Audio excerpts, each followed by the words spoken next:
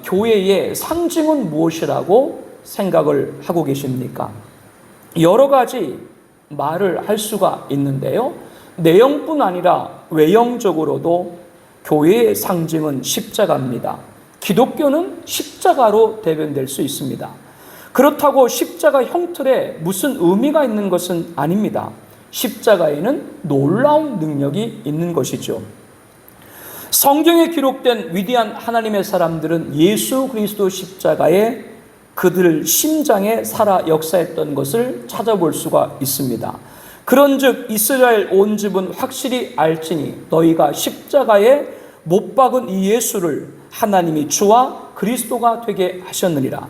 너희와 모든 이스라엘 백성들은 알라. 너희가 십자가에 못 박고 하나님이 죽은 자 가운데 살리신 나사렛 예수 그리스도의 이름으로 이 사람이 강건하게 되었느니라. 사도 베드로가 증거한 능력의 메시지 중심에는 십자가가 있었습니다. 사도 바울 또한 다메섹 도상에서 회심하여 주의 제자 아나니로부터 안수받은 후 성령이 그에게 임했죠. 그 후에 그는 선포한 메시지 안에 내게는 우리 주 예수 그리스도의 십자가 외에는 결코 자랑할 것이 없으니 그리스도로 말미암아 세상이 나를 대하여 십자가에 못 박고 내가 또한 세상에 대하여 그러하니라. 오직 십자가만을 강력하게 증거했습니다. 이뿐 아니라 한 평신도 집사님이셨던 스데반은 믿음과 성령이 충만한 사람이었고 은혜와 권능이 충만해서 큰 기사와 표적을 행했다라고 기록하고 있죠. 그 큰 권능은 다름 아닌 성령의 능력이었습니다. 그러므로 공회에 모인 대상들과 서기관, 장로들 앞에, 백성들 앞에 당당하게 목이 곧고 마음과 귀에 할례를 받지 못한 사람들아, 너희도 너희 조상같이 항상 성령을 거스리도다. 너희 조상들은 선지자들 중에 누구를 박해하지 아니하였느냐? 의인 예수님이 오시리라 예고한 자들을 그들이 십자가에서 죽였고 이제는 너희는 그 의인을 예수님을 십자가에 잡아 죽인 자요 살인자다. 거침없이 십자가에 증거하신 예수님께서 너희들이 기다리던 메시아이고 구원자이다라고 하는 걸 증거를 했습니다. 내가 애굽 땅을 칠 때 그 피가 너희가 사는 집에 있어 너희를 위하여 표적이 될지라. 내가 피를 볼 때 너희가 넘어가리니 재앙이 너희에게서 내려 멸하지 아니하리라. 이스라엘이 애굽에서 출애굽할 때 하나님께서는 어린 양을 잡고 그 피를 문설주에 바르라고 했습니다. 그날 밤에 천사가 애굽에 있는 모든 집에 장자를 칠 때 문설주에 어린 양이 피가 묻어있는 집은 넘어갔죠. 패서버. 그 어린 양의 피는 누구를 상징합니까? 예수 그리스도의 십자가를 상징합니다. 죽음을 이기고 우리에게 구원을 주신 것이죠. 그렇다면 오늘을 사는 성도들 가슴에 더 크로스 십자가가 살아있는가? 우리 일생 동안에 그런즉 이제는 내가 사는 것이 아니요 오직 내 안에 그리스도께서 사는 것이라. 이 십자가의 고백과 증거가 있기를 원합니다. 눈을 감으나 뜨나 혼자 있으나 여럿이 있으나 일하거나 쉬는 중이거나 하나님의 아들 예수가 못 박힌 십자가에 달려가야 하는 것이죠. 십자가의 도가 멸망하는 자들에게는 미련한 것이요 라고 말씀했듯이 십자가가 인간의 이성으로는 너무나도 미련한 것으로 보이는 것입니다. 너무나도 불가시한 일입니다. 어떻게 하나님의 아들이 우리를 위해 죽을 수가 있습니까? 이것은 인간의 말로 설명할 수가 없는 거예요. 더욱이 우리 같은 천한 인간을 위해서 하나님의 아들이 죽었다. 어떻게 흡족할 만한 언어로 그 이유의 타당성을 설명할 수가 있겠어요? 십자가는 역설 중의 역설입니다. 그러므로 우리는 교회 다니면서 십자가의 놀라운 진리를 한두 번 들었다고 다 안다 라는 자만에 빠지거나 오래 믿었다고 십자가 앞에 가까이 내가 있다 라고 오만하거나 그러므로 십자가는 나는 이제 더 알 것이 없다 라는 그러한 교만은 버려야 됩니다. 우리 가슴에는 매일 십자가가 살아있어야 되고 십자가 앞에 가까이 나아가야 하기 때문에 그렇습니다.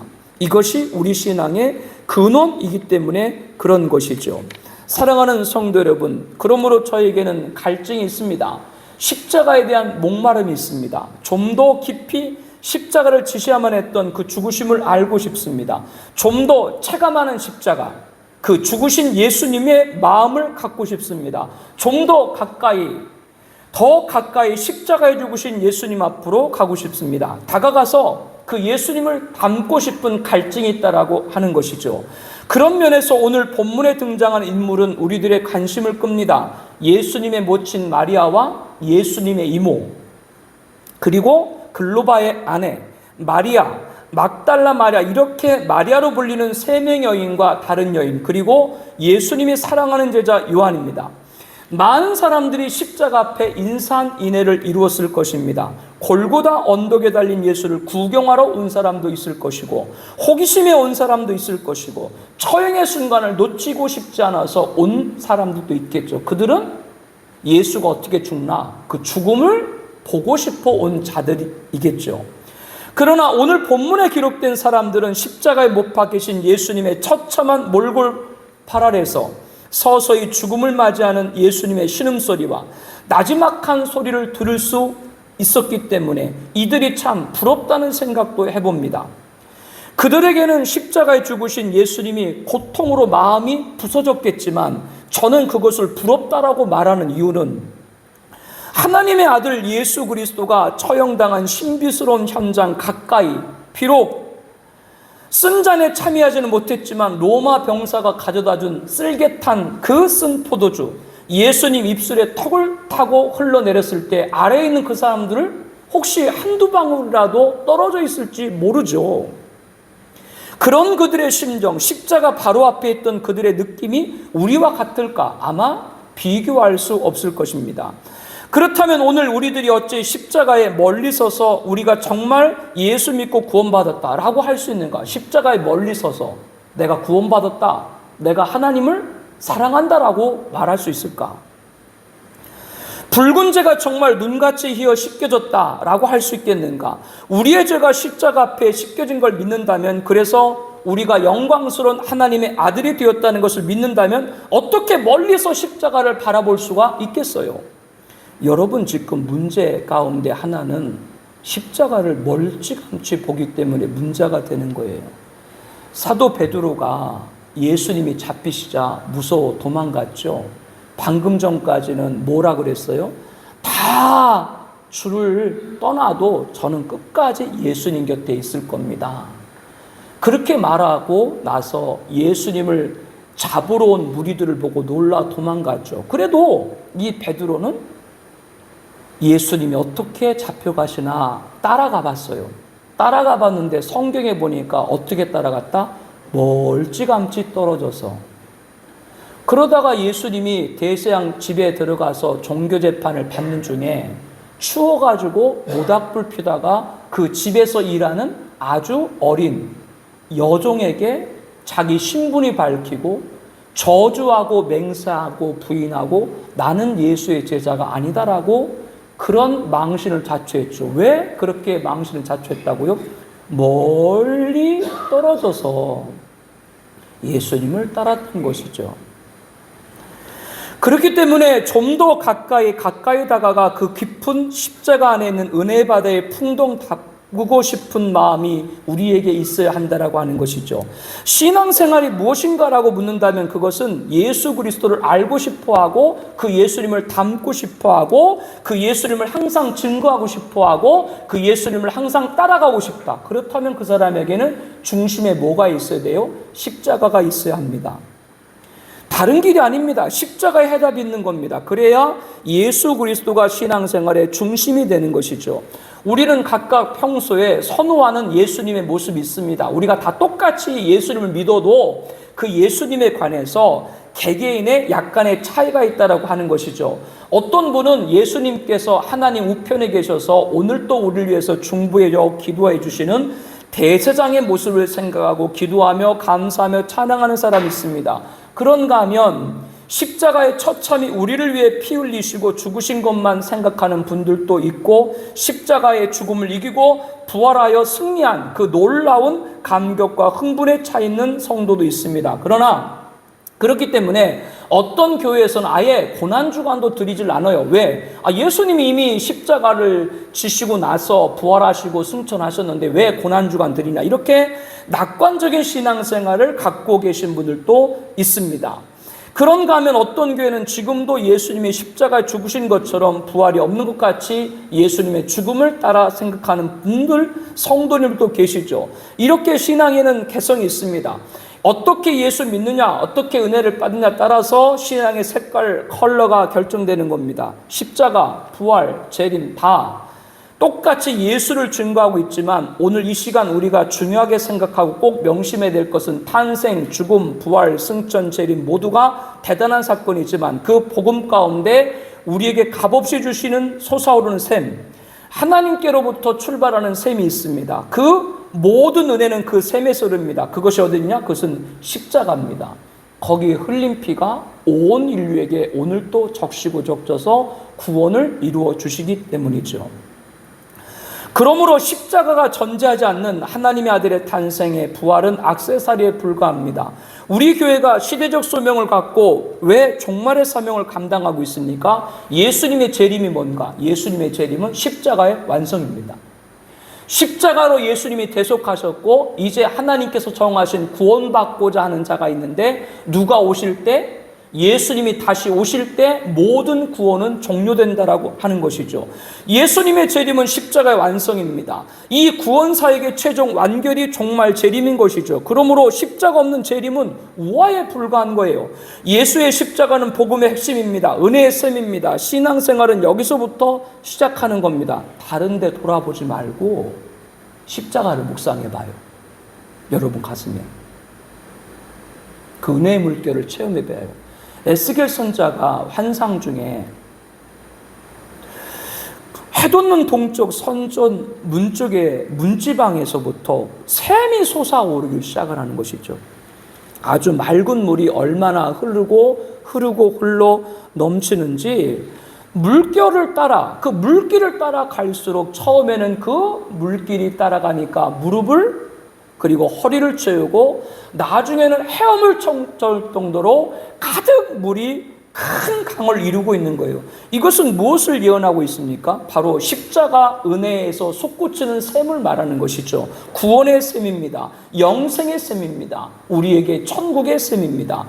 십자가의 샘에서 흘러내리는 그 물은 세상을 온통 덮고도 남는 것이죠. 그러므로 그를 믿는 모든 자에게 값없이 주시는 은혜가 구원인 줄로 믿습니다.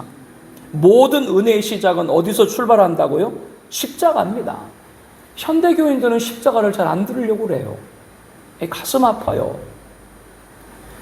마태복음, 마가복음, 누한복음, 요한복음 이 사복음서는 예수님에 관해서 아주 잘 알 수가 있지요. 그런데 이 사복음서를 주위에서 보게 되면 놀라운 것을 발견할 수 있는데 전체 분량의 3분의 1이 예수님이 마지막 십자가 지식이 일주일, 고난주간이라 불리는 일주일 동안의 이야기가 사복음서 전체 분량의 3분의 1을 차지합니다. 즉 십자가 죽음에 대해서 그 많은 분량을 기록하고 있다는 것이죠. 사복음서 공이 다 그렇습니다. 다른 탄생, 부활, 승천은 이상할 정도로 간략하게 기록하고 있는데 예수님의 십자가 죽음을 3분의 1을 전체에서 기록을 하고 있다. 즉 복음서가 무엇을 말씀하고 있는가? 예수님의 마지막 한 주간 그 십자가가 중심이라고 하는 것이죠. 왜?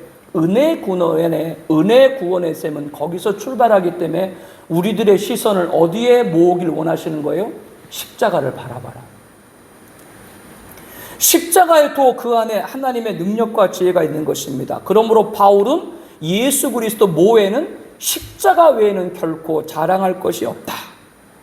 그렇다고 바울이 부활을 얘기하자는 것이 아니지요. 승천을 이야기하자는 것이 아니지요. 부활도 승천도 다 얘기했지만 십자가가 없는 부활은 의미가 없는 거예요. 십자가가 없는 복음은 복음이 아닌 것이죠. 예수님께서 오신 지난 2000년 동안 기독교의 상징은 십자가였습니다. 예수님 하면 십자가. 초대교회 성도들은 십자가 현장을 봤잖아요. 예수님이 처참히 죽으시는 걸 봤잖아요. 그래서 아예 초대교회 한때는 십자가 자체가 없었어요. 왜? 십자가만 바라보면 너무나도 그 고통과 참혹함을 그들이 봐야 됐기 때문에 아예 초대교회 때는 십자가 자체도 없었던 적도 있어요. 그런데 4세기가 지나고 로마 황제인 콘스탄틴 대제가 환상 중에 십자가를 본 후에 십자가는 예수님의 상징이 되고 기독교의 상징이 됐죠. 그러므로 지금도 마찬가지로 누구나 예수님 믿는다 그러면 십자가를 진하게 깨달아야 됩니다. 뭐를 진하게? 사랑 진하게 해봤자 의미 없어요. 십자가를 진하게 깨달아야 사랑도 진해지는 거예요. 그렇지 못하면 그 사람의 신앙생활은 심각한 누수 상황이 됩니다. 왜 내가 신앙생활을 몇십 년 했는데 내 신앙생활은 발전이 없을까? 다른 게 아니라 그 가슴에 십자가가 없고 그냥 내 생각대로 믿음 생활을 한 것이지. 그러니까 그 사람이 누수가 되는 것이죠. 모태신앙을 가진 분들이 있죠. 모태신앙이 뭐예요? 태어나면서부터 자기 부모님들이 교회를 다니셨기 때문에 태어나면서부터 어떤 경우는 자기 의지와 관계없이 교회에 오신 분들을 모태신앙이라고 그럽니다. 그런데 그 모태신앙을 왜 또 모태신앙이라고 그래요? 못해서 모태신앙이라고 그런다. 믿음 좋은 부모를 만났기에 예수를 믿게 되긴 했는데 신앙생활이 흐리멍텅한 경우들이 많은 것이죠. 그 옆에 사람 찌르면 어떻게 해? 그 사람 무한하잖아. 찌르고 있어. 모든 것이 자연스럽게 이 모태신앙 가진 분들은 믿었기 때문에 그래요. 아무 어떤 예수 믿는데 어떤 무슨 장벽이나 어떤 무슨 계기나 어떤 뭐 사건 이런 게 없이 그냥 태어날 때부터 그냥 자기는 교회 안에 있었기 때문에 그냥 그대로 믿었던 거죠. 그래서 이런 분들 가운데는 마음에 별로 감동이 없는 분이 계세요. 마음에 와닿지 않고 습관적으로 교회로 오는 것이죠. 그래서 이런 분들 가리켜서 썬데이 크리스천 그렇게 얘기를 하죠. 몸에 익은 예배 의식에 따라 끝나면 그냥 훌렁 가버리고 다음 주 되면 그냥 주일날 또 오고, 다른 사람들은 말씀을 듣고 은혜를 받고 찬양하는데 그 사람을 보게 되면 논두렁에 빠진 황소마냥 눈만 껌먹 뜨고 있고, 그런데 하나님은 그런 사람을 그냥 내버려 두지 않으시죠. 하나님이 개입하심이 있습니다. 왜? 그 사람을 위해서 기도하는 부모의 기도가 있고 목사님의 기도가 있고 성도님의 기도가 있기 때문에 그렇죠. 어느 계기가 되면 살아계신 예수님께서 그를 부릅니다. 그가 중생을 경험합니다. 거듭나게 되죠. 교회 안에 그런 사람이 많습니다. 어떤 사람은 30대, 40대, 50대, 60대, 어떤 사람은 죽음 직전에 깨닫고 예수님 믿는 분들 많아요. 오늘 우리가 예배드린 이 자리에 여자 성도님이 많아요? 남자 성도님들이 많아요? 남자 성도님들 여러분들 위해서 기도 많이 하고 계시죠? 철들길 바라지 말라 그랬죠. 남자 성도님들은 남자들 철들길 바라지 말라고. 돌도 못 드는데 철을 들겠어. 바라지 마요. 그러나 여러분들이 포기하지 않고 기도하면 하나님이 개입하신다라고 하는 거예요. 그래서 새롭게 예수님 만나 분들이 이궁동성으로 하는 얘기가 있죠. 저는 지금까지 예수님이 나를 위해 십자가에 죽은 줄 알지 못했습니다. 알긴 알아도 내가 죄인이라는 걸 나는 스스로 사실 고백한 적이 없습니다. 내 마음에 와닿지 않습니다. 그러나 이제는 믿습니다. 내가 죄인이었고 정말 내가 죄인이었고 나를 위해 십자가에 예수님이 대속한 것을 믿습니다. 이것이 신앙의 시작인 것이죠. 십자가의 출발이고 은혜의 시작입니다. 여러분, 신앙도 십자가에서 여러분도 출발하고 있으신가요? 십자가에 달리신 예수님에게 항상 여러분 관심이 있는가요? 좀 더 알고 싶어하고 가까이 나가서 예수님과 친해지기를 원하시는가요? 그런 갈증이 있다면 여러분은 정상적으로 신앙생활하는 분들이에요. 서 있어야 될 자리에 있는 사람입니다. 만일 그렇지 못하다면 오늘 이 말씀을 듣고 갈보리 산 위에 십자가 섰으니 주가 고난을 당한 표라. 그 자리에 빨리 갈보리 당선으로 동산으로 자리를 옮기시길 바랍니다. 서로 부활의 동산에서 기쁘고 흥분되고 감사하고 소리 지르고 할렐루야 찬양한다고 해도 십자가 갈보리를 빼고서는 그것이 온전한 복음이 될 수가 없어요. 서로 성령의 불과 바람으로 말로 닿을 수 없는 감동과 은사를 받은 사람이라도 십자가 없는 은사는 필요가 없는 거예요. 십자가 없는 은사니까 괜히 그 은사 가지고 자기 능력이 대단한 것처럼 떠버리는 사람 주변에 있죠. 왜? 그 가슴에 십자가가 없으니까. 너희가 거저받았으니 십자가가 있는 사람들은 거저 받았으니 거저 주는 거예요. 자기의 은사도, 자기의 헌신도, 자기의 수고도. 그렇기 때문에 빨리 겟세마네 동산 십자가 앞에서 주님의 심정으로 돌아가야 됩니다. 마라나타 라고 하면서 재림의 바다에 주여 어서 오시옵소서 하면서 마지막 시대 우리가 성경적인 종말론을 보급하고 전파하고 통찰과 예견의 성역을 감당하고 있는 우리 교회 성도님들은 그 누구보다도 십자가가 가슴 깊게 배어있기를 소망합니다. 그렇지 못하고 메마른 심정이면, 사람이 메마르면 십자가 갈보리로 돌아가서 다시 그 은혜 안에 이 가슴을 적셔야 돼요. 십자가는 은혜의 셈이고 복음의 시작이고 복음의 핵심이기 때문에 그렇습니다.